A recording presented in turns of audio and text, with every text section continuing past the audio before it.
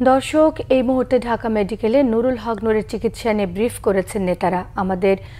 আপনাদের সরাসরি নিয়ে যাচ্ছি আমরা সেখানেই। এবং পুলিশের পক্ষ থেকে কোন ধরনের আবেদন করা হয়নি, তাহলে সেনাবাহিনীর কারা এইভাবে সরকারের নির্দেশনা ছাড়া মাঠে নেমে আমাদেরকে এইভাবে রক্তাক্ত করলো? গতকাল জিএম কাদের জাতীয় পার্টির কার্যালয়ে অবস্থান করছিলেন, আমরা দেখেছি সেখানে সেনাবাহিনী এবং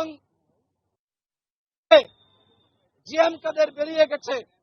সাংবাদিক ভাইরা যখন ছবি তুলতে যায়, প্রশ্ন করতে যায়, জিএম কাদেরের গুন্ডা বাহিনী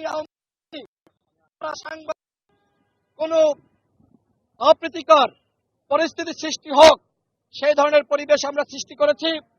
আমরা আমাদের যে সাংবিধানিক এবং গণতান্ত্রিক অধিকার, সেই মোতাবেক আমরা কিন্তু সবসময় প্রতিবাদ জানিয়েছি।